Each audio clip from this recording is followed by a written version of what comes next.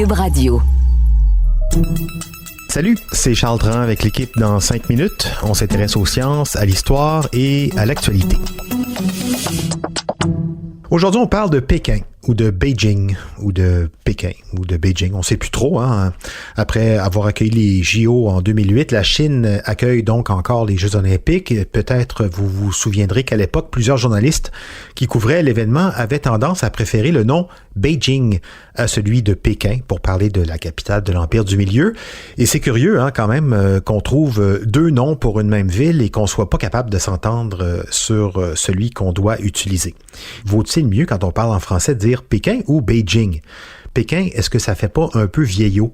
Hein? Vieux colonialiste.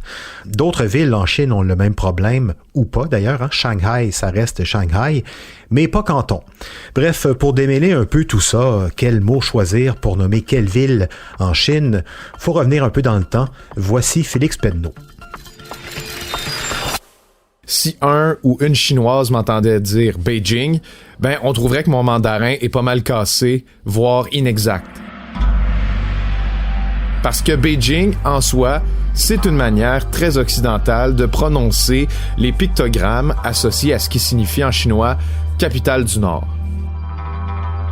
Mais la capitale du Nord en Chine a déjà même porté un autre nom, Beiping, la paix du Nord, donc on lui a donné 2 fois dans l'histoire après des gros conflits en Chine. La Chine a déjà été séparée entre le Nord et le Sud dans son histoire, et s'il y a une capitale au Nord, il existe donc une capitale au Sud, Nanjing de son nom, ou Nankin, comme on l'entend parfois. Vous savez sûrement aussi qu'il y a des grandes villes comme Guangzhou, couramment appelées Canton, comme Nankin et Pékin, et pour plusieurs autres grandes villes ou grandes régions en Chine, il existe un équivalent d'usage francophone qui sert à simplifier la prononciation du mandarin. C'est une pratique qui est assez ancienne en fait, ça remonte au 16e ou au 17e siècle, bref, à l'époque de la colonisation. C'était un réflexe des colonisateurs européens de vouloir simplifier le nom des villes chinoises parce qu'ils se disaient eux-mêmes incapables de les prononcer. C'est un peu insultant quand même de pas faire l'effort, on s'entend. Mais bon, avouons aussi qu'à l'époque, on était moins dans l'ouverture culturelle qu'on l'est maintenant. Donc cette francisation-là nous évite de dire le nom des villes chinoises en mandarin. Beijing, ou en tout cas, ce qui s'approche de Beijing en mandarin est devenu Pékin. Nanjing est devenu Nankin. Guangzhou est devenu Canton. Wuhan, le berceau de la COVID-19, très chanceux, n'a pas à être francisé, si vous le demandiez, c'est la prononciation exacte en chinois. Donc, d'où vient le fait qu'on cherche encore à dire Beijing au lieu de Pékin? Est-ce que c'est un simple sentiment de justice historique? Pas tout à fait, il y a une histoire derrière ça. Il existait déjà un système, principalement utilisé en anglais, au début des années 1900 pour simplifier le chinois à l'aide de l'alphabet romain, notre alphabet. Ce système-là s'appelait le système de romanisation Waid-Giles, du nom de ces 2 inventeurs, et c'est de ce système-là qu'on a obtenu Pékin notamment, ou plutôt Peking en anglais. Mais la faiblesse de ce système, c'est que certaines consonnes ou des prononciations qui sont très précises en mandarin sont évacuées par des consonnes dures.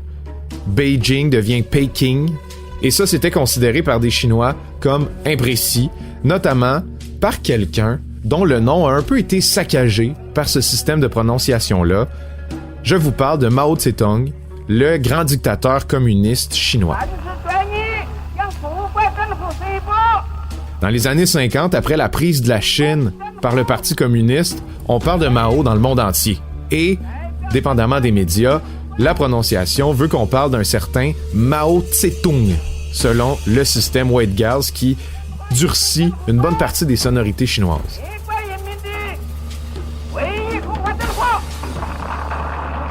Donc, en 1958, Mao Tse-tung va commander un nouveau système de transcription qui saurait mieux reproduire la précision phonétique des pictogrammes chinois qu'on appelle des sinogrammes.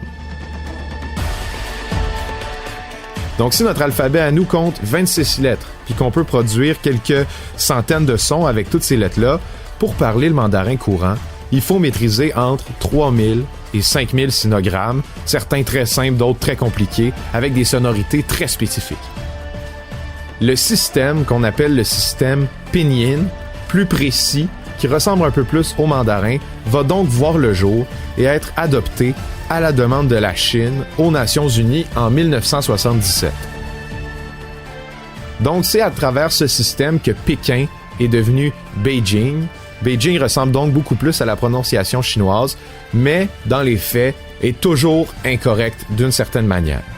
Bref, qu'on parle de pinyin, de waidgales, la vérité, c'est qu'il faut pas trop s'en faire avec ces systèmes de transcription-là, parce que dans tous les cas, ils seront toujours un peu inexacts.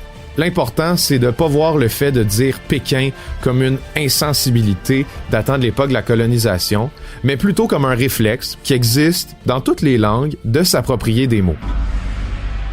Si on parlait des Jeux olympiques de Beijing en 2008, c'est peut-être surtout parce que le monde anglais a une préférence pour ce thème, en référence au système pinyin. Pékin, c'est l'utilisation qui est pourtant retenue comme correcte par la Commission nationale de toponymie en France. Donc, on n'est pas complètement dans le champ. Et puis, on n'a pas à se sentir mal de dire Pékin. Après tout, je suis sûr que vous dites Moscou et non Moskva. On dit Barcelone et non Barcelona. Et je suis sûr que vous allez en vacances au Nouveau-Mexique, à la Nouvelle-Orléans ou encore en Californie, mais que vous allez sûrement pas en vacances à New Mexico, à New Orleans ou en Californie. Pékin, Beijing, l'important c'est de savoir d'où les mots viennent et les utiliser comme bon nous semble. Oui, il faut pas se gêner, hein, surtout qu'en Chine, eux aussi prononcent les noms des villes et de pays étrangers comme ça les arrange. Canada, c'est Tianada. Québec, c'est Québec. Montréal, c'est Montéliar. France, Fakuo. Paris, Pali. Donc, vous voyez, eux aussi se sont appropriés des mots, des noms en particulier, dans leur langue. Chez Chier, merci Félix Pedneau, c'était en 5 minutes.